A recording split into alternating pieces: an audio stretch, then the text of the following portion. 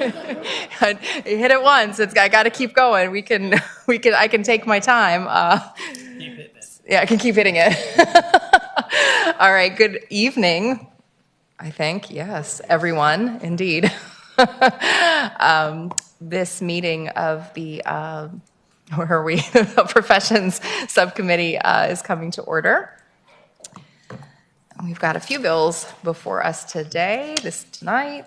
Look forward to hearing. So as soon as the clerk is ready to open the roll, you can buy me some time. We'll take attendance. I'll take a look at patrons that are in the room.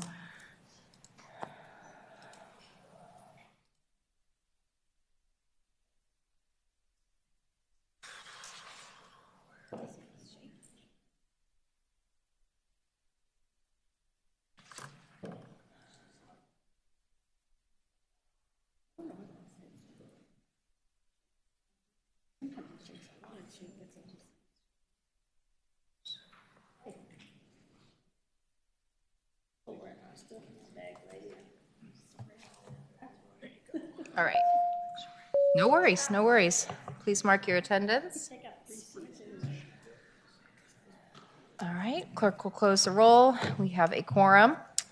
All right, so kind of going down the list, see who's here. So going down the list, first is here, and Delegate Glass, you got a few bills before us, but I think we've got a procedure that will kind of help streamline this. So if you'd like to go ahead and come up, and we've got 4 bills before us today. First, we're going to take one by for the day, however. So that is HB 248. Make sure, check me that I'm right, that's the one we're taking by for the day. We're going to need a motion to take. Madam Chair, so yes. moved. Move to pass by. For the day. For the day, HB 248. 248. All right, is there a second? Second. All those in favor say aye. Aye. Any opposed? All right, that bill is by for the day. Now, Delegate Glass has 3 bills that are relating to compacts. So what I'd like, and there are people who are here to testify similarly on all 3. So my understanding is that the testimony that we'll hear is going to be for all 3. So I think what we'd like to do, just to streamline this, is I'm going to have Delegate Glass present each bill, and we'll kind of take it by temporarily, and then let people testify for all of the compact bills. Then we'll kind of circle back, and we'll ask questions and vote on each of them. And I'm hoping that is the most streamlined way to do that, so we're not asking people to testify 3 different times. Okay, so Delegate Glass, if you would like to start with HB 322. Gratitude, Madam Chair. And I'll say I will insert a different profession because the testimony would be exactly the same for each one, no matter what the profession is. So this House bill is for either cosmetology, teachers, or social work, and they're compacts. So specifically for these bills, they were brought to us by DVS, Department of Veterans Services.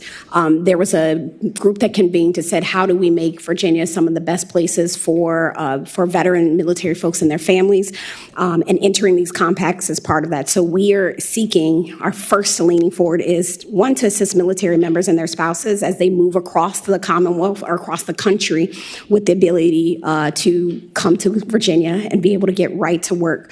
It'll make it easier for spouses to find and also regain employment. And these bills are especially needed, again, to make Virginia the best place to live. The important note that I want you all to take away from this is that none of these compacts take away from the fees that our state may collect. And so if these compacts are executed legislatively, they are binding agreements that are made among multiple states for occupations that require licensure. So in this case, cosmetology, teachers, and social work. Several states already have those sorts of occupation licensing, like nursing licensure. We are already in 7 compacts for counseling, audiology, EMS nursing, occupational therapy, as well as psychology and physical therapy.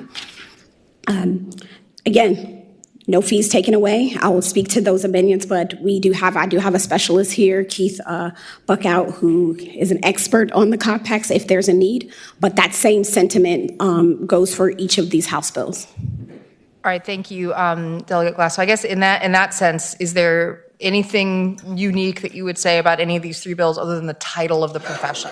Or is your testimony going to be pretty much identical? It's pretty for all much three? the same, Okay. but they each have those amendments that we Each have to go through. those separate amendments. Okay, so I think in that case, just for the, we're going to be making a policy decision on this as a concept and not per the profession.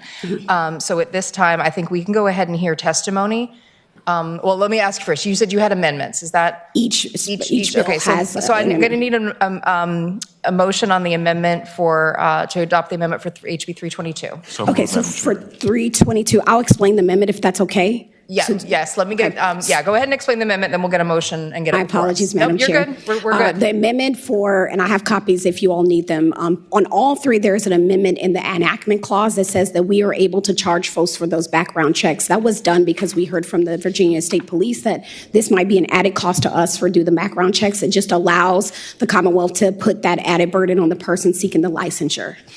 Specifically for the cosmetology compact, which is House Bill 322, what we had to do was add a space where we took out the word active duty. We changed it to active duty military member. And I think initially before it was active uniform service, and that was incorrect. It needed to say active military member. If that makes sense.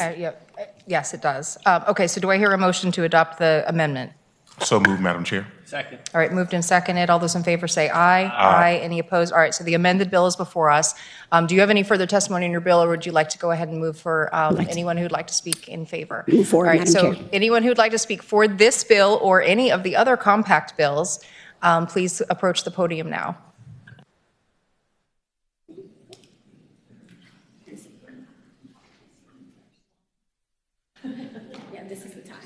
This is the time, but I'm here for social work. So I was deferring to cosmetology, but here I am. Hello. All the Good compacts. evening, all the compacts. My name is Ophelia von Ludwig. I'm a social worker, and I'm here to represent the Virginia Society for Clinical Social Work, and we support the compact bill. Thank you.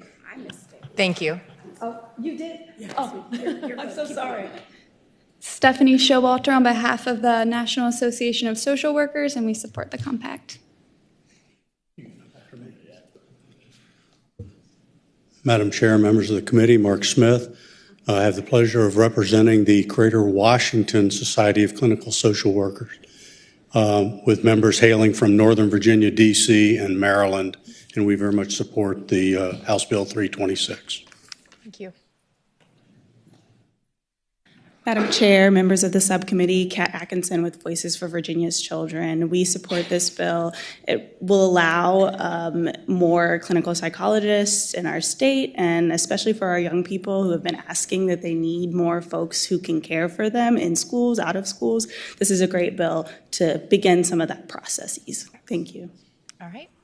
And I hear there's no one online to speak for the bill. Is there anyone in the audience to speak in opposition of the bill? All right, hearing none, and I believe there's no one online to speak in opposition either. Are there any questions from the committee for the patron? Madam Chair, Delegate Cole.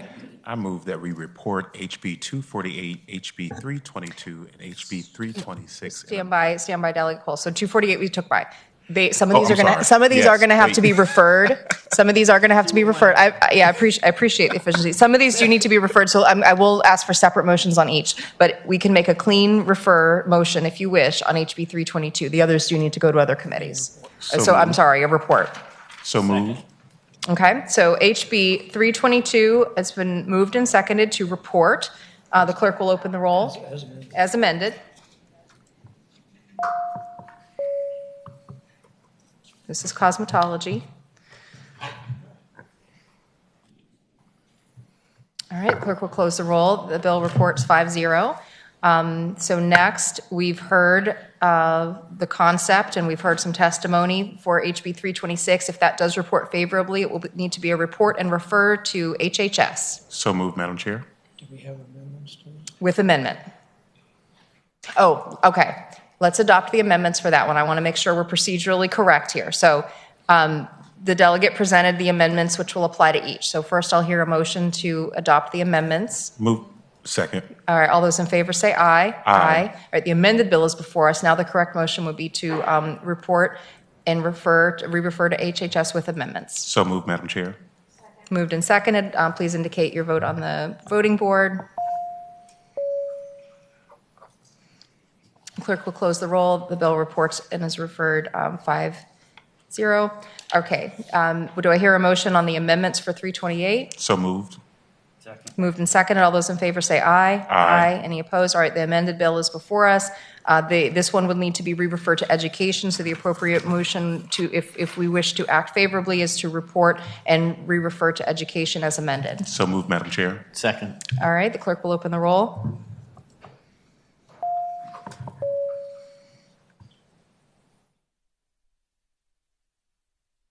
Oh, I do have to, I tried to push it. Okay, gotcha. All right, the clerk will close the roll. Bill reports and is referred 3-2.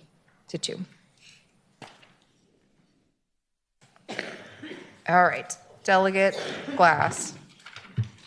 You still also have HB 642. Proceed when ready. Gratitude, Madam Chair. So I'm here to ask for your support on House Bill 642, the Creative Economy Grant Program. This bill establishes the Creative Economy Grant Fund to be administered by the Virginia Innovation Corporation Partnership. This started about a year ago of trying to, as we look towards diversifying our economies, what are some other aspects that we can do? And we're looking at the creative economy as one. We worked all summer with the Department of Economic Development Partnership, who initially was we asked to be the administrator of this grant, who put us in contact with the Virginia Innovation Partnership as a sole entity that might be able to award the grants for independent content creators and creative economy entrepreneurs. And so what it does is provide an award grant of no more than $20,000 to any recipient.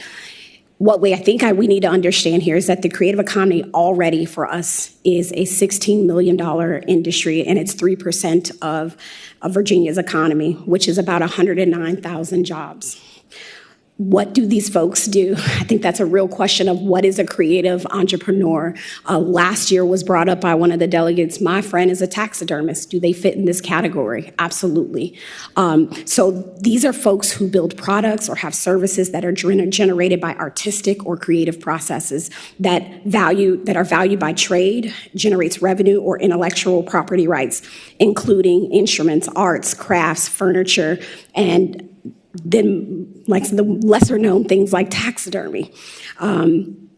So we have the opportunity to really start with a small amount of money to create the Virginia creative economy, to recognize and also help these folks scale in a very real way, entrepreneurs and arts organizations, as well as major contributors to the business community. The truth is everyone here is consuming someone's creativity at any given time. And so we ask you all to show your commitment to the creatives in Virginia and provide proof that they are not only important, but an invaluable part of the economic engine in the Commonwealth of Virginia by supporting this House bill. I will underscore this by saying for every dollar that we put into the creative economy, we get 7 back. And so as we help these folks scale, this is just a start, a small amount of money to start this grant program, to help these entrepreneurs scale. Thank you, Delegate. Are there any questions from the committee? I see Delegate Lefwich. Thank you, Chair Delaney. Question, what would be the overall grant pool of money? So it's 20 per grantee. What do you think? Is there a budget amendment in to fund the grant? There is a budget amendment. I'm actually looking for my budget amendment. I think we asked for $200,000 to start the grant program. Thank you. Peanuts. Madam Chair, Yes, Delegate Creasy. I just want to say I think this is very creative. It's in the name. All right. Any other questions from the committee? Is there anyone here to speak in favor of the bill? All right. And no one online. Is there anyone here to speak in opposition of the bill? All right. The committee operates by motion. Second. I do not have a letter at this point, minutes. So I think, Chamber of Commerce might have gotten a letter. I'll have to check. okay, so I think we can report today, knowing that this will have the opportunity to go to full. If we find between now and full that you need to go to appropriations, we can amend our, we'll keep our fingers crossed for you, but we'll amend our motion at full if necessary. So it's been moved and seconded to report HB 642. The clerk will open the roll.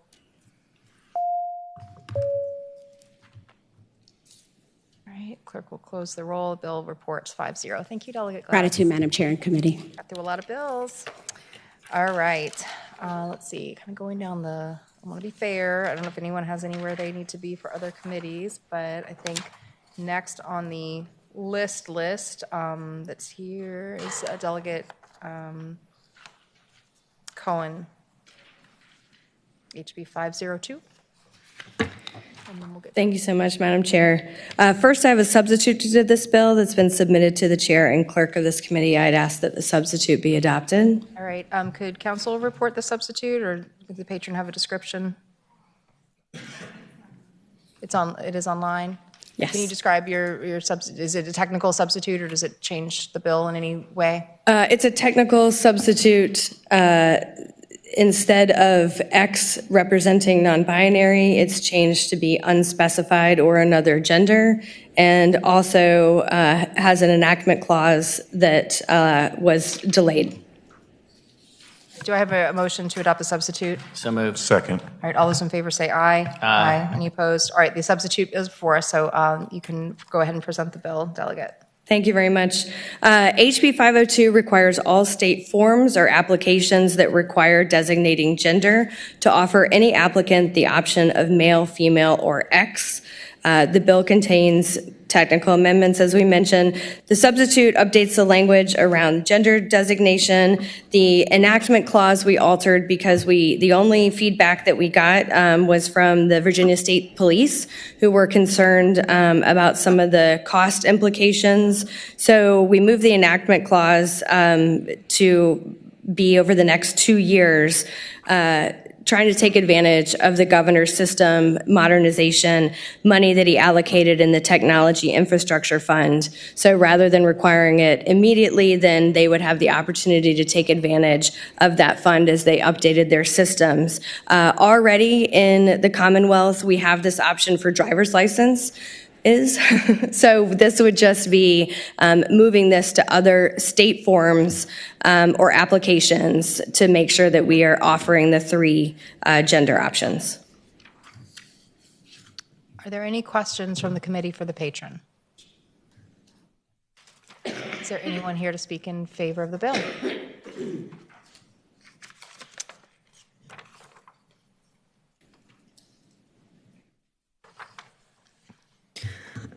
Good evening at this point, Chair and members of the subcommittee. My name is Brianna Diaz, and I am with the ACLU of Virginia, and we support this bill. Since 2020, Virginia has provided for and recognized X markers on driver's license and IDs. Since this option was made available, nearly 6,000 Virginians have updated their license or ID to accurately reflect their identity. But unfortunately, nearly 60 administrative forms, including marriage licenses, exclude the ability to designate a gender identity other than male or female. And as someone who actually experienced this myself recently, when I got to file for a marriage license but didn't have the ability to choose the gender designation that accurately reflected me. Regardless, we thank the patron for the bill and hope to update these forms soon. And it is for these reasons we ask you to support it. Thank you.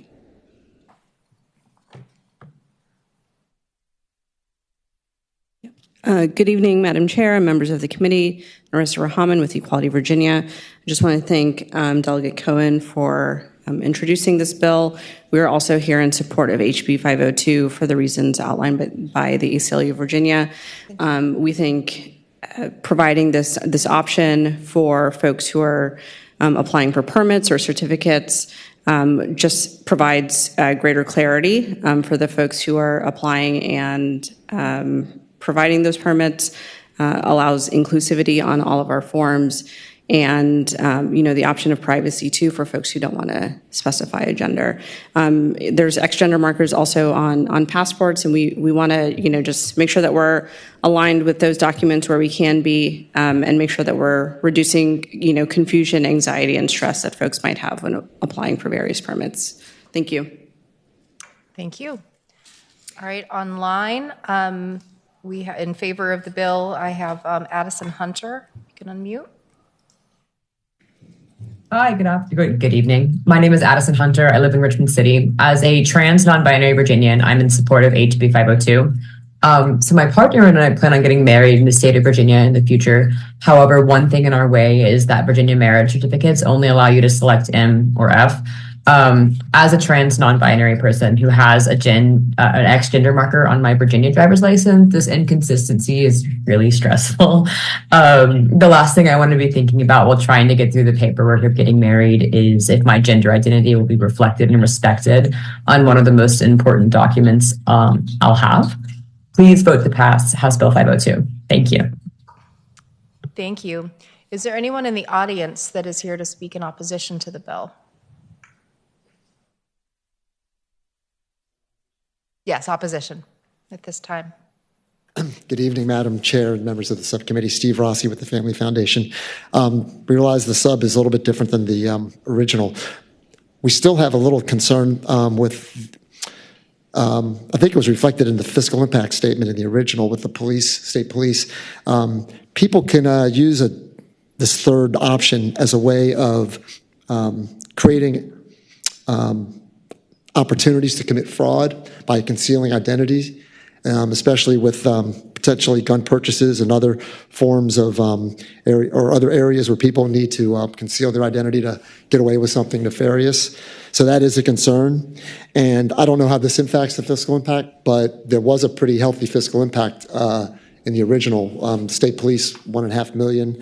And for all the impact was a little vague, unfortunately, because there's hundreds of agencies and they all have forms. They all need to be changed. And to require this is going to cost a lot of money over time. So you think of all the licenses, whether it's it's fishing, hunting, whatever, all sorts of forms and permissions that need to be filled out by various people applying for different things the state requires. There's a lot of stuff. So anyway, I just wanted to bring that up. I know there's fiscal impact to it, and whether it's been modified or not, I don't know, but just wanted to raise that as a concern. Thank you, Madam Chair. Thank you. And online, Lindsay Zay, sorry if I'm pronouncing your name wrong. No worries. Hi, good evening, Chair and Committee. My name is Lindsay Zaya, and I'd like to thank you for the opportunity to speak to this bill today. I'm with Virginia Institute Action, and we oppose HB 502. I'd specifically like to direct your attention to the section of the bill, and again, as the previous witness said, my apologies if the substitute changed the things that I was planning to address. My audio cut out to bring me on as a panelist right as she was explaining the substitute, so please forgive me. But we support the current, so I'd like to direct your attention to the section of this bill that talks about voter registration forms. We support the current practice of selecting male or female when registering to vote. We believe that's an important part of registering to vote. And although I can understand how good intended individuals would use this for the intended purposes, I also believe that bad actors could exploit this change and cause some inaccuracies in our voter registration data for the state and for localities. And so for these reasons that were concerning to us, we oppose HB 502. Thank you very much. Delegate, do you have any final remarks? Yes, thank you so much. I will say, as the mom of a trans kid, I can certainly tell you that if we had criminals who are willing to go so far as to do all of the documentation and everything it takes to try to change their marker, I imagine that they have a lot of time on their hands and maybe indeed pretty nefarious.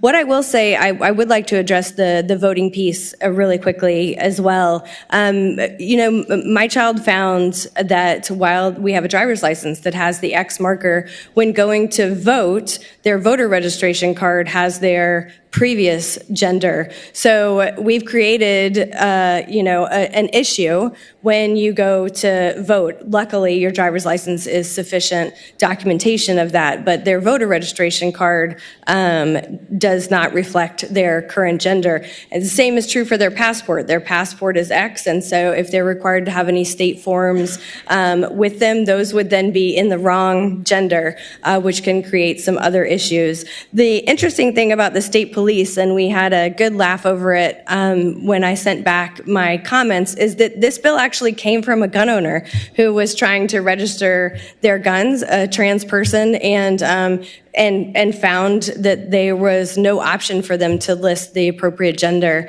when trying to register their guns. So that is the sort of the ground upon which this was built was a trans gun owner. So I always find that interesting.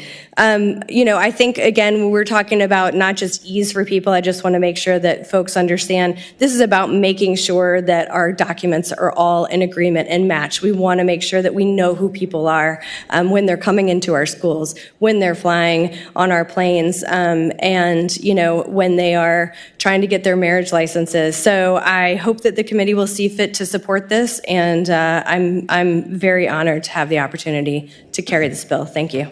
Madam Chair. Thank you, Delegate. Delegate Cole. Move to report. Who moved and seconded to report HB 502 with substitute? Thank you, Delegate. Clerk will open the roll.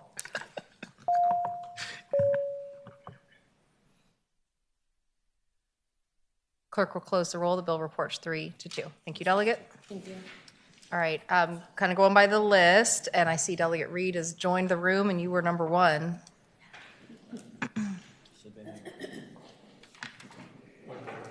Thank you, Madam Chair and members, for your patience. I was next door, and so we'll just go with that. Before you is House Bill 141, and I would just like to start by saying, again, as we continue to struggle across the Commonwealth in a lot of different ways of being able to fill a lot of vacancies that we have, we're looking at different programs to be able to get people trained and skilled up in a lot of different areas. Workforce development has become one of those recurring themes that we've had over the last couple of sessions, and that's what the category here falls into. This particular proposal creates a Veterans Fellowship for State Government pilot program, and it's important to point out that this is a pilot program that would just run for 3 years, and it would have 5 participants at the graduate level at VCU and 5 participants at the undergraduate level that would be done in conjunction with VCU and Virginia Union University. And the idea is to be able to recruit and provide educational training and mentoring opportunities for these individuals to be able to work in the fields of Homeland Security and emergency preparedness, and then for them to be able to move into doing that work for the Commonwealth. The idea is, and I should point out that this was one of the items that came out of the really 6 or 7 month long Veteran Strategic Plan that we worked on from, say, March until November of this past year. And this was one of the things that came out of that strategic plan as a priority, as a way to be able to help veterans that are looking for a way to take the skills that they learned in the military and then be able to move and transition that into doing work for the state government. And I don't have the numbers before me, but I know that in talking with some other individuals, we do have a shortage of qualified individuals in the state government. We have vacancies that we would like to be able to fill. And I recognize that 5 or 10 total over 3 years is maybe not going to be able to put a dent in that, but this is the reason why it's a pilot program and intended to be able to see if it's a proof of concept that would allow us to be able to expand at a later date. It does have a fiscal impact, which has been provided to us, so I'm sure that whatever your action is, that it will need to go to appropriations. Thank you, Delegate. Are there any questions from the committee for the patron? Is there anyone in the audience here to speak in favor of the bill? I think that there was going to be, but it may be that some people have gotten ill, and I think we just assume they not be here. Okay. Is there anyone here in opposition? Second. Moved and seconded. Report HB 141. Clerk will open the roll.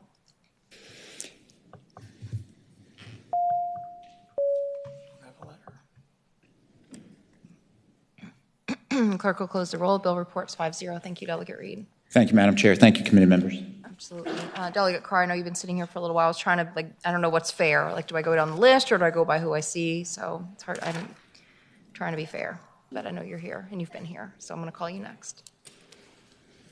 Thank you, Madam Chair. Madam Chair, members of the subcommittee, I would like to move the substitute, which addresses concerns brought forward by the environmental community regarding public hearings. So moved. Moved and seconded. All those in favor say aye. Aye. Any opposed? All right, the substitute is before us. Delegate Carr. Thank you. HB 1125 establishes the Virginia Business Ready Expedited Permitting Program under the authority of the Virginia Economic Development Partnership. Under this program, the EDP could designate up to 2 business sites and 6 projects each year for expedited permit review. The bill requires that the projects and sites, when possible, are distributed across the state. The EDP acts as the permit concierge, facilitating the necessary permits and guiding expedition with the localities. Once begun, sites and projects have 180 days to complete necessary applications, with provisions for delays that are outside of their control, like some federal processes. Finally, the substitute ensures that no public comment period is abridged. This bill has a delayed enactment to facilitate program development, as well as a sunset, so the General Assembly can review its performance.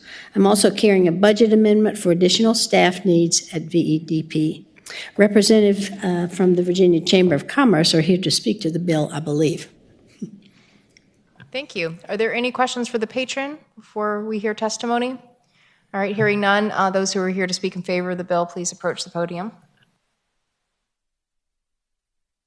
Hi, Madam Chair. Keith Martin with Virginia Chamber of Commerce. We are very thrilled and excited that Delegate Carr worked with us and other stakeholders to develop this legislation. As you know, in economic development, time is of the essence as far as getting projects completed. States from Florida all the way up to New York actually have expedited permitting processes. We think this will help us be more competitive and put a more streamlined and certainty in process in developing permits. So we hope you will approve and support this bill. Thank you.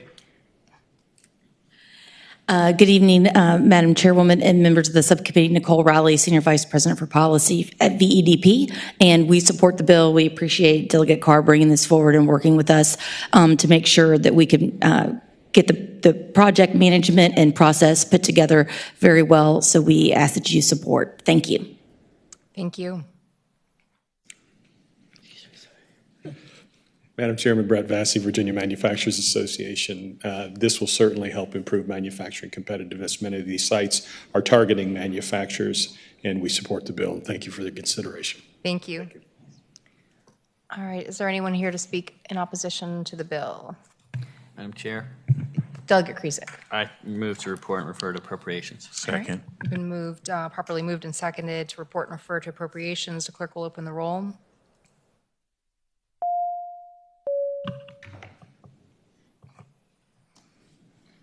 Bill reports 5-0. Oh, clerk will close the roll. The bill reports 5-0. Thank you, Delegate Carr. Thank you, Madam Chair, members of the committee. All right, Delegate Jones, I see you out there. If you'd like to come next for HB 333. Thank you, Madam Chair and members of the committee.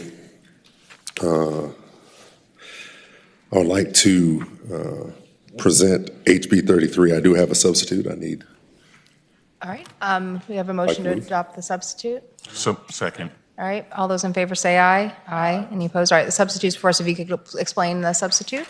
Yes, ma'am. The amendment allows for members to join the council meeting virtually to more easily achieve quorum. It clarifies language relating to how council may travel around the Commonwealth to record conditions related to human health and the environment. It also addresses conflicts relating to requirements for the Secretary of Natural and Historic Resources to have staff present at council meetings and other requests for staff from other agencies. All right. Thank you. And since the substitute's before us, if you'd like to go ahead and introduce the bill, we'd love to hear the details. Yes, ma'am. Thank you. HB 33. This is a bill that is vital, aiming to amend the Code of Virginia regarding the Virginia Council on Environmental Justice. The absence of clear timelines for filling vacancies has hindered the council's effectiveness. The bill sets specific deadlines for filling vacancies, enabling remote participation to ensure efficient proceedings. Addressing vacancy issues, HB 33 mandates filling all current vacancies by July and new vacancies within 60 days, facilitating smoother proceedings and quorum attainment.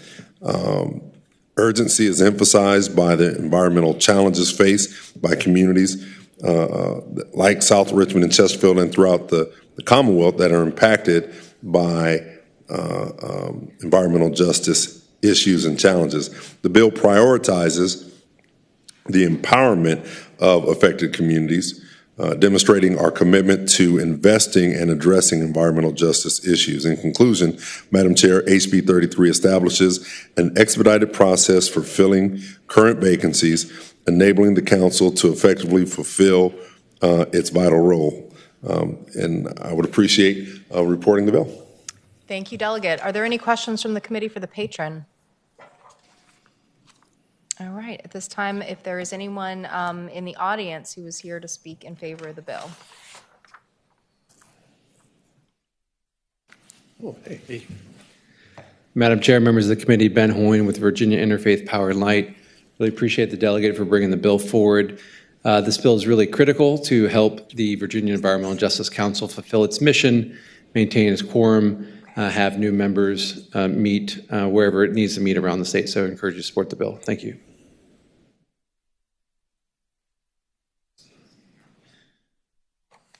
Madam Chair, members of the subcommittee, my name is Peter Anderson. I'm with Appalachian Voices. We were involved in 2020 with the legislation that created the council, and we really appreciate Delegate Jones' leadership in addressing the issues that he's described here, and we support the bill. Thank you.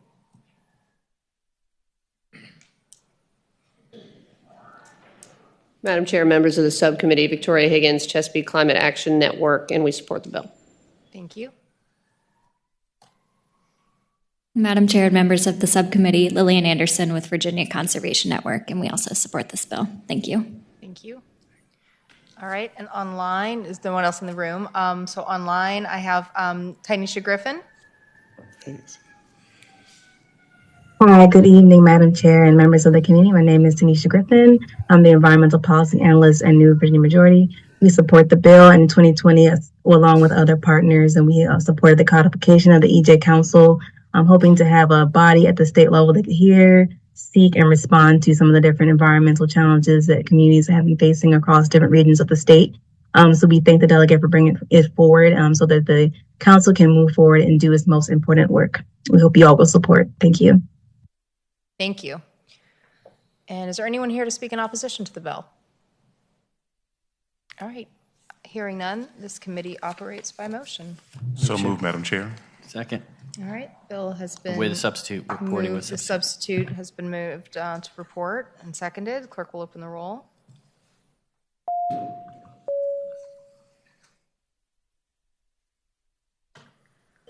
Clerk will close the roll. Bill reports 3-0. Thank you, Delegate. Thank you, Madam Chair. And I would be 3-2. The clock doesn't look late, but it's late here. I would be remiss to not thank my college intern, Ollie Walker. He did a phenomenal job in meeting with all of the stakeholders. And I was shocked at the first meeting that we had this room full of individuals that this that this college intern put together. So I just want to thank all the stakeholders for really supporting him and just helping him through this process. So thank you again for hearing me. Thank you, Delegate, and congratulations to your intern on a great job. Tell him there's a long way to go yet. All right, Delegate Thomas. Thank you, Madam Chair. Madam Chair, members of the committee, this is House Bill 1190. I do have an amendment in the nature of a substitute that I'm hoping the committee got. All right, could you describe the substitute? Yes, Madam Chair. So the substitute just changed a couple mechanisms in the bill. So the bill overall is setting up a requirement for DPOR for a subset of contracting exams to be administered in languages other than English. So that's what the bill was doing. So to describe what the substitute does is it provided a more finite mechanism to do so.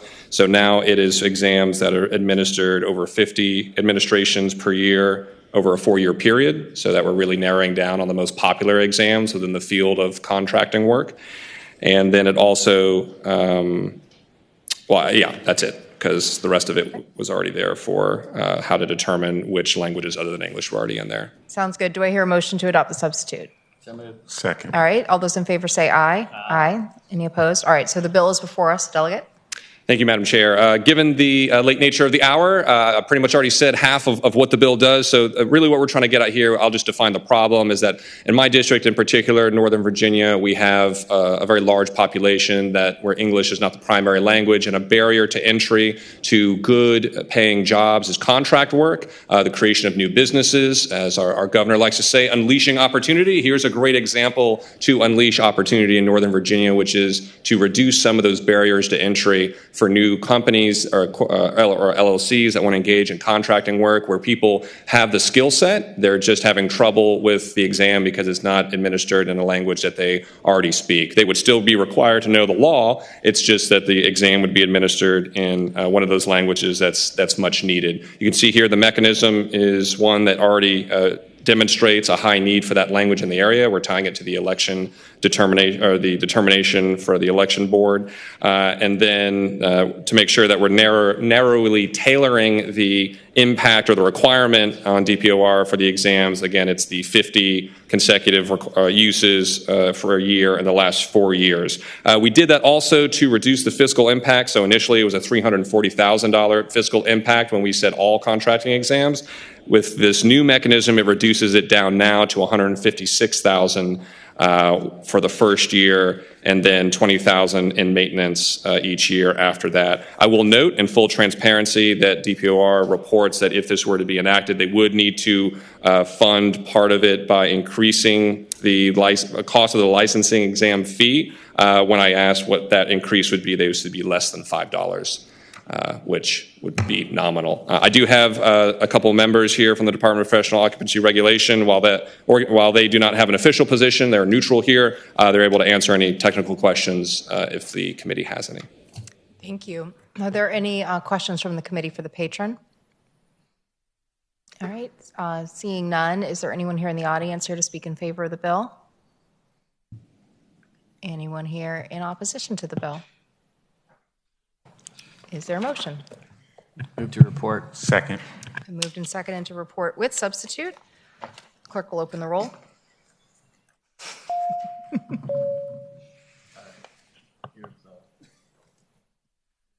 All right, clerk will close the roll. The bill reports 3-2.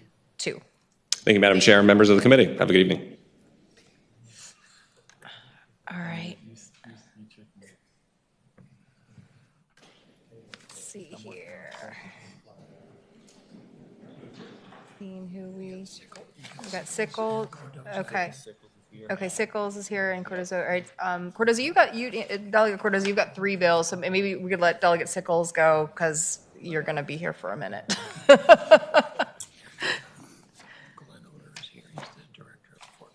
Okay, perfect. Okay, we won't keep your expert waiting too long. But Delegate Sickles. Good evening, Madam Chair, members of the committee. I am talking to you bringing to your attention tonight HB 1178, which is a bill that amends the governance, a little bit of a partnership authority that I helped carry with Senator Janet Howell a few years ago. What I'm trying to do here is increase the General Assembly's involvement in the oversight of this group. Right now, in the original bill, I cut the governor's citizen membership appointees, and I thought better of that later and said, no, I will just add some legislative appointees to this board. So the board of directors for the Innovation Partnership Authority would go from 11 to 15 voting members. The governor has 6. The Speaker of the House would have 5. The Senate Rules Committee would have 3, and that would make up the board. The chair of the board in the code is the Secretary of Commerce and Trade, but this bill doesn't affect that. And the second thing it does, it has language that describes the kind of people on lines 29 through 33 that are meant to be appointed to this board. And in line 36, a very important statement that in no case shall a member of the board invest a member's personal funds in any direct or indirect venture capital activity supported by the authority at the time of the investment or any grant, loan, investment program administered by the authority.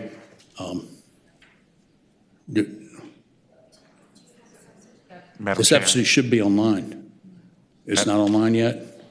I do have a substitute right here. Madam Chair. Move to accept. Oh, okay. I did say at the beginning I had a substitute, okay, but I didn't move. I didn't ask anyone to move the substitute. Made a motion. Move to adopt. All those in favor say aye. Aye. Any opposed? Okay, the substitute is before us. It's a pretty simple bill. Do the members want to read a copy of it before you proceed on this? We're just changing the membership on the Board of Governance, and we're making sure that the members cannot have any self-dealing with regard to the investments that they're making on behalf of the Commonwealth. Because the board looks at a lot of applicants who seek us for angel funding before the venture capital stage, and that's what this, one of the things that this important board does. I do have at least one person here to speak in favor of the bill. Okay. All right, I do have a question. Sorry, I do have a question from Delegate Lethbridge. Thank you, Chair Delaney. Delegate Sickles, I was a little bit distracted early on. I apologize, but I thought I heard you say at the very end of your presentation that all this did was, I forget now what you said, but what I did not hear was that it changed who made the appointments. Is that, and I don't have the amendments in front of me, does the governor still make these appointments, or is that? The governor still makes his appointments. Okay, so that part of the bill was taken out in the amended. Yeah, and the substitute, that's back in. Okay. In the original, if you happen to read the original bill that was filed, I had cut his appointments from 6 to 3. Right. They're still at 6. Okay. Is there a hard copy of the substitute? No. Okay. Is it online? Okay. I'll try to find it. All right, it is online. Thank you. Okay. All right. So at this time, if there's anyone in the audience who'd like to speak in favor of the bill. Madam Chair, members of the committee, my name is Robbie Demaria. I'm the former Deputy Secretary of Commerce and Trade. Here tonight as a private citizen, I worked with Delegate Sickles for close to 2 years on his legislation to create this authority. When you're writing a big piece of legislation, sometimes things on paper are not always the best in practice. And one of the amendments that the delegate has offered here is taking out joint rules and having appointments from the General Assembly be made by the Speaker and then by Senate Rules Committee. So that will absolutely, expedite and make it more efficient so that the authority can operate. And then the statute that Delegate Sickles mentioned on the investments by board members, this has been a statute that has been a part of the corporation that oversees the powers of the authority. In this case, it's the Virginia Innovation Partnership Corporation, VIPSI. It's been a part of VIPSI for many years, I would say probably as long as the GAP funds have been around. So you're looking at close to 20 years. And this is just a really good addition to put this into statute. So this becomes a part of the authority. Again, I would call it a housekeeping amendment. So, and appreciate the delegate always bringing back, improvements to legislation, even his own. Thank you. All right, there's no one else here to speak. Delegate Krizek? I would like to make a motion at the appropriate time. It is the appropriate time, as I see no other questions. I move to report the substitute of this bill as substituted, report with substitute. Second. It's been moved and seconded. The clerk will open the roll.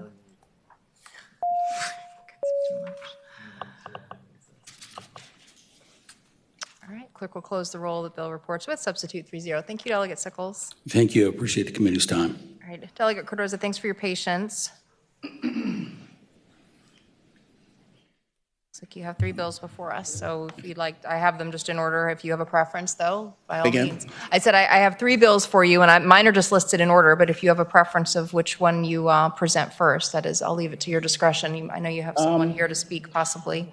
Yes, so I would take them in order. Perfect. Absolutely. So I do have someone to speak for both 1138 and 1139. So if we could start with those, I'd appreciate it in either order. Okay, so we'll just go ahead and start with 1138. Delegate Cardoza, no substitutes, right? We're just ready to go right into the bill? No, there are no Okay, substitutes. sounds great. All right, you can go ahead and begin. Hello, Madam Chair. The delegate would like me to speak? Sorry. So I would love to have Glenn Oder, the Executive Director of the Fort Monroe Authority, to speak on on this bill. All right, thank you so much. Thank you, Madam Chair. As Glenn Oder, a former delegate and member of and Executive Director of the Fort Monroe Authority, a very simple bill. The House Bill 1138, the title is Executive Director. The challenge that I think the Fort Monroe Authority and the Commonwealth of Virginia has with the title of Executive Director is it looks like it's an agency position. The position is not an agency position. It's not appointed by the governor. It's a position served at the pleasure of the Board of Trustees. And so moving it into a Chief Executive Officer position aligns it more with some of the other more significant responsibilities that are in the Commonwealth of Virginia. So there should be no fiscal impact. It's a simple request. Thank you. And welcome back to the General Assembly. All right, are there any questions from the committee? All right, and is there anyone here to speak in opposition to the bill? No? Okay. Committee operates by motion. All right, it's been moved and seconded to report the bill. Clerk will open the roll. Yep. Mm-hmm.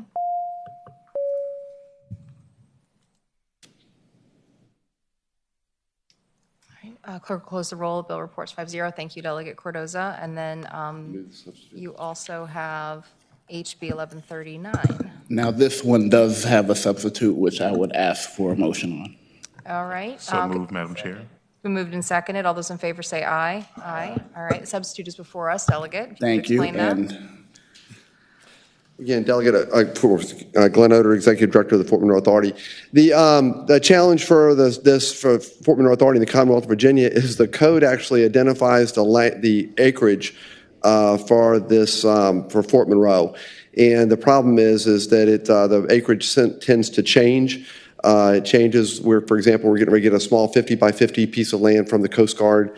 It is unusual that the acreage would actually be in the code. And so the OAG's office has worked with us and has written this so that and the legislative service has written it so that we don't have to keep coming back to you every time the coastline changes after a storm and the survey changes.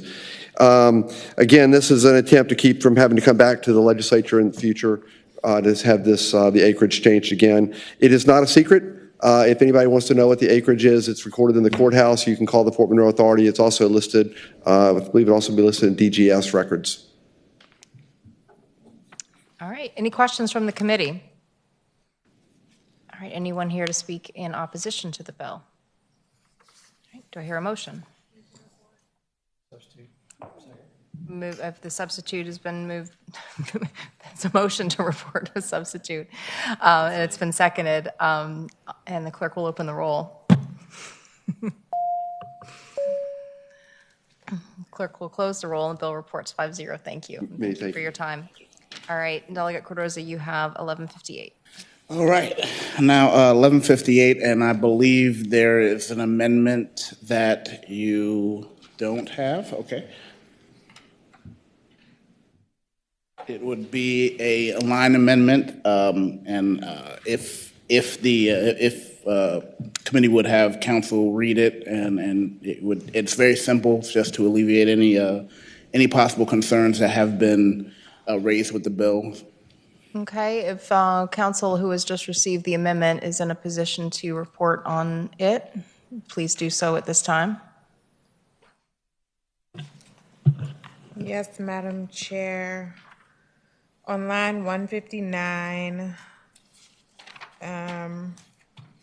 after D, as in subsection D, strike notwithstanding any other provision of law, comma, executive, and then you would reinsert executive with a capital E. And on line 162, the very end, strike that last line, according to instructions issued by the Department of Planning and Budget. So the sentence would end after Virginia Regulatory Town Hall. All right, do we have a motion to accept the amendment? So moved. Second. It's been moved and seconded. All those in favor say aye. Aye. Any opposed? Okay, could the delegate describe, you said the amendment alleviated some concern. Could you describe what its effect may be? I'm going to leave that to the department who was more of the expert of that. All right, if you could let us know your name and your department. Madam Chair, my name is Reeve Bull. I'm the Deputy Director of the Office of Regulatory Management. And the goal of the amendment, Madam Chair and committee members, is that the intent of the bill is really just to require town hall posting only. It requires all executive branch agencies, as defined, to post their bills on town hall. But it or regulations or guidance documents on town hall, but it otherwise leaves intact any other aspects of the APA exemption that they enjoy.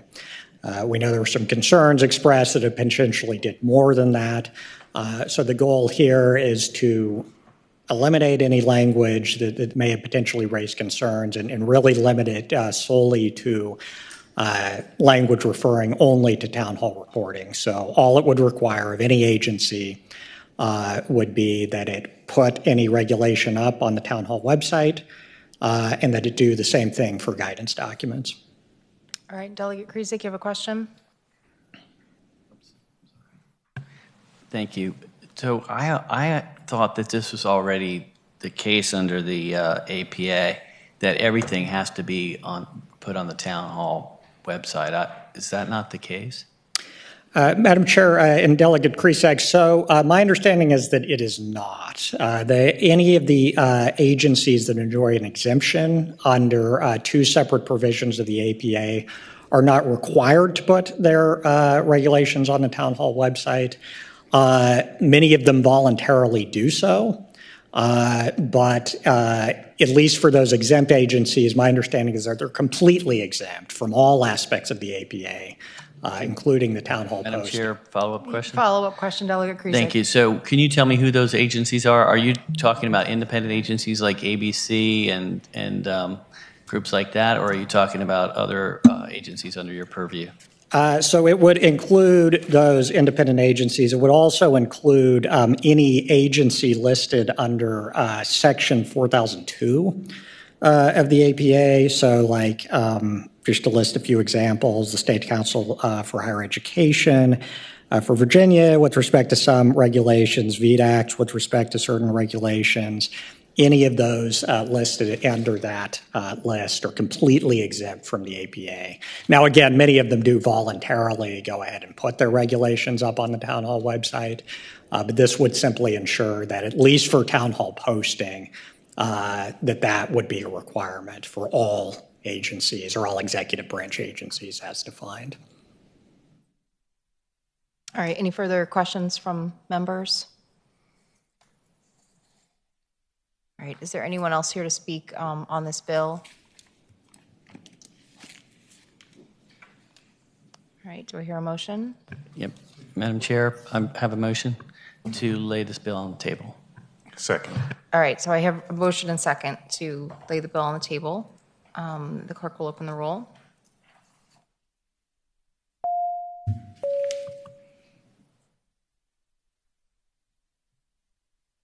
All right, clerk will close the roll. Bill's been tabled.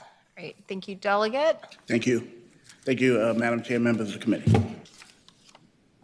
All right, so Lopez, I know, is chairing a committee, and I need to, hold on a second.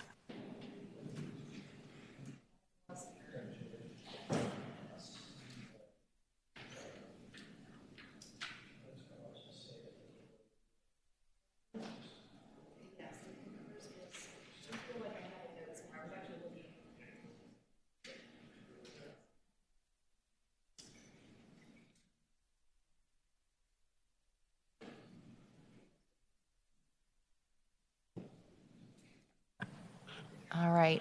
Delegate Owen is here. I know we had one other that might be an administrative action, so I'm going to double check on that.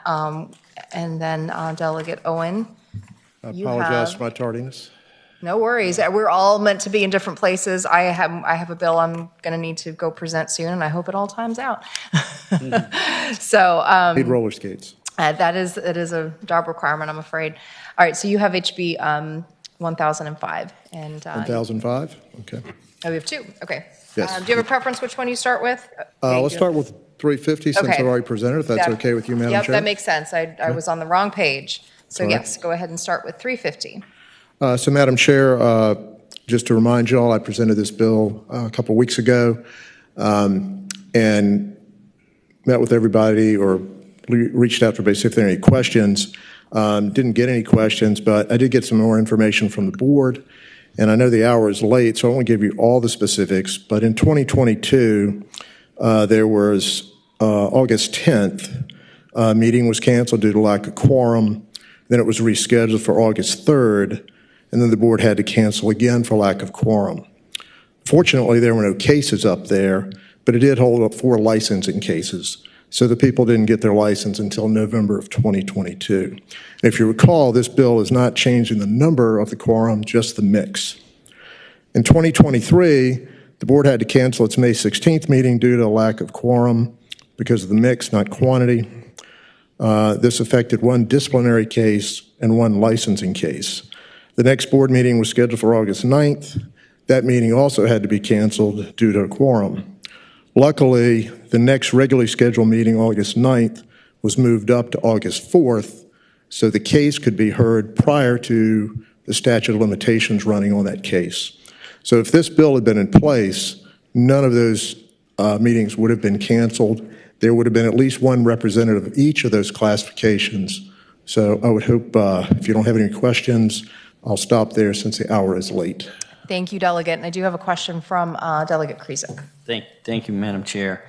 A couple questions. I mean, how long has the board quorum been in this way, the way it is currently? How long has it been in the setup? How long has it been going on? How many years? Unfortunately, I do not know that answer. I believe it's been since inception. I have someone here from DPOR that may have the answer.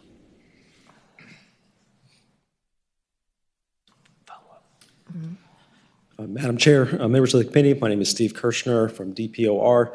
I do not have that information right at the moment, but I can pull it up in just a minute or two. Is it safe to say many years? Yeah, many years. And follow-up question is has this issue been manifesting itself for many years as well, or is this some new phenomenon? This is relatively new. It seems to have been coming up since the start of the pandemic. Follow-up question? Yes, Delegate. Could it be because of recusals from some of the people with conflicts of interest or conflicts of, and I mean, I sympathize with the situation. I do, but I'm on boards and commissions. We all are here. We get up and we go to these meetings at 7 a.m. We're here at almost 7 p.m. And I think the problem here is that you've got to make these people go, participate. If they're going to be on the board, they should participate. And if they're not, they should be removed from the board. I don't think, trying to, I really think due process is more important than convenience. And I feel like this is trying to help the convenience of them more than the due process of the people coming before them. I am sympathetic, obviously, with these meetings being canceled and folks having to reschedule and not get their licenses handled. But it just seems to me that this is not the way to do it. Thank you. All right, Delegate Lafwich. Thank you, Madam Chair. I hear the comments of my colleague, and I don't disagree with him in that, we need to make people go. But ultimately, we're holding up someone's livelihood and their ability to feed their family, earn a living. And while I sympathize with those remarks, I would implore my colleagues to pass this bill so that that board can operate expeditiously. Maybe we can revisit it in a year or two, perhaps even amend it to say that this reduction in members has a sunset, just to make sure that we can get ourselves out of the fog of the pandemic and allow the board to operate and prosecute those who aren't good actors and license those people who want to work. We have I hope I'm not out of order, but I was very inclined to vote for Delegate Thomas's bill because we have a shortage of people in the skilled trades, and providing those applications in different languages, allowing people to get licensed, to me, I favor. I just wanted to give some more thought to the other bill, but I plan to support this one, and I may vote for the other one in full committee, and we just ask my colleagues to support it as well. Madam Chair, if I may. Yes, Delegate. Speaking of a couple of the delegates' comments, I agree with you wholeheartedly. We need people that are going to show up and serve on the board. But unfortunately, the people that are suffering are not the board members. It's the citizens of the Commonwealth of Virginia fortunately, I live here in town. A lot of y'all have to drive. So people are coming from 2-3 hours away. The board meeting is canceled, then they have to come back several times. So we're inconveniencing the citizens of the Commonwealth. So I would hope you would reconsider and maybe support so we can help them. Delegate Krizek. It's not, and I just don't think that this will resolve the issue. I don't know, changing a few of the way it's, does DPOR, can you come up to the microphone? Do you think this is the solution to this problem? Because I agree there's a problem. I don't know why there's a problem, because it's been years where everything was working hunky-dory and all of a sudden there's a problem. But there is a problem. We need to fix it. I kind of like Delegate Lefwich's idea. I would put a friendly amendment on this and put a sunset after a year or 2 years and see how it works. But is this the best way to do it? Have you thought this through? Yes, Madam Chair, and again, this is a recommendation that came from the board itself, and the specific issue that they're encountering with the quorum. They have great participation as far as a percentage of the boards. The overall quorum is 9 for them to meet, and they regularly will have 12, 13, 14, or all 15 at the meeting. The specific issue that they're running into a problem with is they have to have at least 2 of the 3 professional engineers, 2 of the 3 architects, 2 of the 3 land surveyors. And so if you have one of the 3 that is recused because they participated in a case, and you have one other one that is sick or has a flat tire that morning, you may have 13 board members in attendance, but you have to cancel the meeting because you haven't met the 2 out of the 3 for those professions. So that's the part that's being tweaked by this bill, is lowering it. Instead of saying 2 out of 3 for those 3 professions, it's 1 out of 3 for those 3 professions. And we do believe that this will solve the issue we're having. Madam Chair. Delegate Krizek, and I do have a question I noticed from Delegate Lefwich, but I'll acknowledge Delegate Krizek. I think you might have an amendment. I appreciate everything you guys are trying to do, and I don't know why this bill's gotten my dander up. But how about, and I think Delegate Lefwich made a good point, and that is perhaps we can let's put a 2-year sunset. I would like to make a motion to amend it with an added 2-year sunset. We'll see, come back in 2 years. Tell me that this is working and everything's, there's no problems with the quorum, or you come back and fix it in a different way. That would be my... All right, the patron, consider this a friendly amendment? Yes, Madam Chairman. All right, so it's moved and seconded to add the sunset clause as the amendment. All those in favor say aye. Aye. Any opposed? All right, the bill is amended. Delegate Lefwich, did you have another question? I do, thank you, Chair Delaney. Just out of curiosity, is the meeting canceled once everybody's already in the room?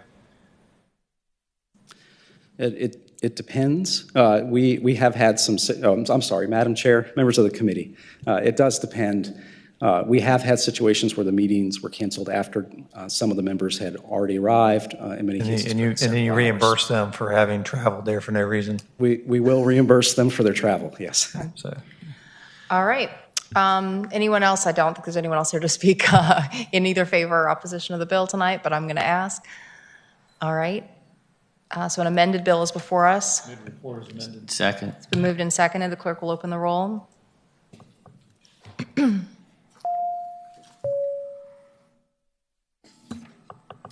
All right, clerk will close the roll, and the bill reports with amendment. Thank you. Thank you, Delegate. And Madam you have Chair. one more before us. Okay, I know I'm between y'all and getting to the parking garage. I still have to go present another bill, Delegate, so I don't know if I've gotta- anyone's going. I don't know if anyone's and going I've anywhere got to go tonight. back next door. So, House Bill 1005 would repeal the legislation established by House Bill 2432, passed 15 years ago in 2009. House Bill 1005 would serve to codify what has been the practice for the Commonwealth for the last 15 years, allowing EPA to administer the Renovation, Repair, and Painting Program, better known as RRP. Ordinary renovations and maintenance activities can create toxic lead dust that can harm building occupants and contractors. The RRP program was developed to reduce lead exposure when renovations or repairs are performed on homes constructed before 1978. By following the lead-safe work practices, lead hazards can be prevented. Current federal law requires all renovations, repairs, and painting firms, including sole proprietorships, working in housing or facilities where children are routinely present, built before 1978 to be certified. These firms cannot advertise to perform renovation activities covered by the RRP program in child-occupied facilities or homes built before 1978 without this certification from EPA. Firm certifications are required to be renewed every 5 years. In addition to the firm certification, a certified renovator must be on site during the construction process. Certified renovators require an 8-hour training course that must include 2 hours of hands-on training. Certified renovators' certifications must be renewed every 3 years by a 4-hour refresher course. And if their certification expires, they must go back with the 8-hour course. Both the certification for firms and renovators are currently administered by EPA-certified third-party firms. The classes are readily available throughout the Commonwealth for $200 to $300 per class. There are currently over 2,500 certified firms within 50 miles of Arlington, 1,827 firms within 100 miles of Richmond. Point being, there are plenty of certified firms available to perform the work currently. During 2012 through 2021, CDC tracked lead blood levels in children for both EPA-led and state-led RRP programs and found there were similar reductions, but the EPA-led states saw lower rates of unsafe levels and greater reduction in unsafe levels than the state-led RRPs. The EPA EPA-led states like Virginia are also below the national average on the lead levels, while state-led RRPs are above the national average. But for significant improvements in Iowa, which skewed the data, the EPA-led states would have performed superior across the board than the states that had their own RRP programs.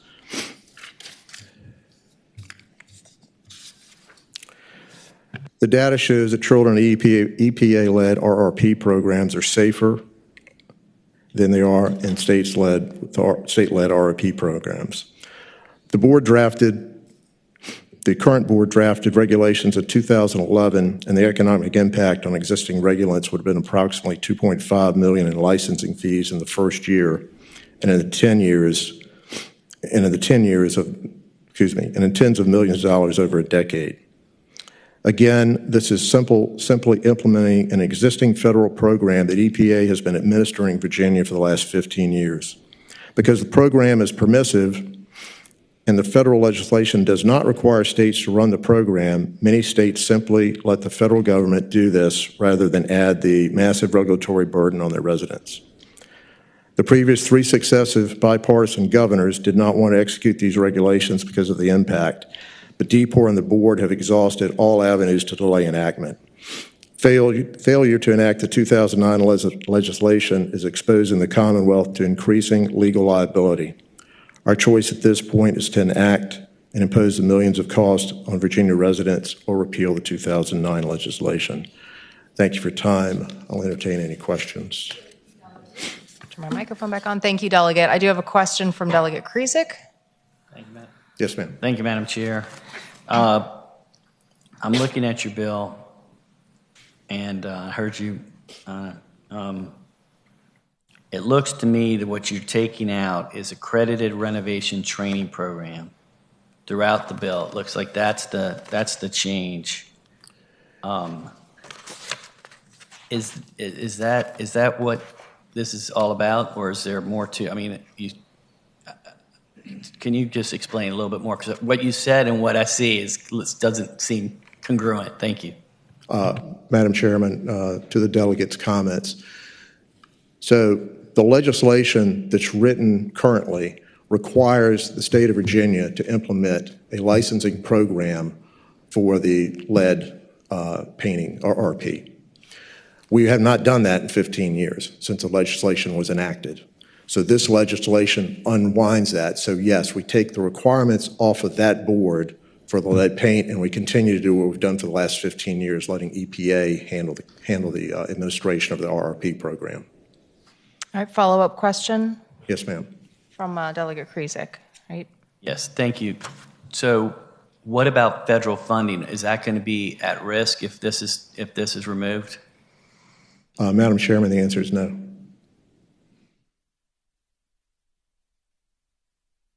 Okay, so Madam Chair. Yes, Delegate. So to be clear, it's late, but I just want to make sure I get this because this is kind of new to me. So this is repealing the 2009 law and then re-regulating the rest of it here with your bill. So we have a new, it's all there, but without the 2009 law, correct? Madam Chairman, to clarify, this just takes away the 2009 law. It does not put a new regulation in place. The EPA has been administering this program since 2009, and we would just continue that. Okay, so to be clear, it just continues what's going on, and for 15 years or however many years it's been since 2009, nothing has happened in that space, in that law, correct? Okay. Madam So Chair, this the is a answer to the cleanup. delegate This is like a- yes. Madam Chair, this is a cleanup. Okay, thank you, Delegate. All right, thank you. All right, are there any other questions from the committee for the patron? Madam Chair, Delegate Cole. move to report. Second. All right, and there's no one here in the audience to speak on the bill. All right, it's motion, it's been made and seconded. Clerk will open the roll. Sit down. All right, clerk will close the roll. Bill reports. Thank you, Delegate. Thank you, Madam Chair, members of the committee. All Enjoy right. your evening. So Delegate Lopez, I see here, we have a really quick administrative action that I want to take because I think you're our last bill. And It's two things, Jody. Yes. You've got to reconsider. Yes. Okay. So Delegate Converse-Feller has HB 412, and I did confirm that her intent was to roll that into the bill that we passed that was HB 642 from Delegate Glass. Second. All right. All those in favor say aye. Any opposed? All right, so those bills are incorporated. We did, however, have a note that Delegate Converse-Feller bill needed to go to appropriations, but we did not have that for Delegate Glass. So I'm going to need a motion to reconsider. Having voted on Yes, go ahead, Delegate. Having voted on a prevailing side, I would motion that we reconsider, move that we reconsider HB 248. 642. 642. So move, or second. Okay, moved and seconded to reconsider. Is reconsider a recorded vote? Nope. Okay, voice vote. All those in favor say aye. Aye. Any opposed? All right, been reconsidered. So a new motion would be to report the substitute and to re-refer it to appropriations. Second. All right, so moved and seconded, and the clerk will open the roll. I'll have to let Delegate Glass know that her bill is in fact going upstairs. Did it record? Okay. All right, the bill has been reported and referred. All right, thank you for that, Delegate Lopez. I just wanted to kind of get that tightened up because then you'll be our, I believe, our last bill of the evening. Yes. So as the last bill of the evening, and for all four of the people in the audience, I'd like to use my monotonous voice, and I'd like to go as slow as possible. No. So thank you, Madam Chair. The term alien, when used to refer to immigrants, whether documented or undocumented, is dehumanizing at face value. The term has no place in our daily vocabulary and certainly does not have a place in our code. Laws reflect the values of a society. If we value inclusive language, removing the term alien would be an important step to fostering an inclusive commonwealth. The former chair of the Congressional Hispanic Caucus, Joaquin Castro, has said that the term alien is used as a dehumanizing slur and should be removed from the language in our statutes. This change might seem symbolic, but it's an important step to restore humanity after years of demonization. In recent years, the term illegal alien has been used as a slur towards immigrant and specifically Latino communities, and we legitimize that slur every day that it remains in our code. Simply put, the term is outdated, reflecting prejudices that most Virginians do not hold today. But what is more important to note is that Virginia is falling out of step with current federal practices and guidance. The Library of Congress no longer uses the term in its work. In 2021, the U.S. Citizenship and Immigration Services updated its manual to replace all instances of alien. The heads of Customs and Border Protection and Immigration and Customs Enforcement also issued guidance to their agencies about ceasing the use of the term. This bill simply removes the term alien as it pertains to persons who are not citizens or nationals of the United States and replaces it with synonymous language as appropriate throughout the Code of Virginia. In the past, opponents of efforts to get rid of this language in our code have suggested that it could run afoul of certain federal programs that still use this antiquated terminology. With that in mind... Madam Chair, I have a motion. There you go. I would like to move to report the bill. Second. You're all great Americans. We really appreciate you bringing the legislation and appreciate your passion and your advocacy. I have heard a motion to report in a second. The clerk will open the roll.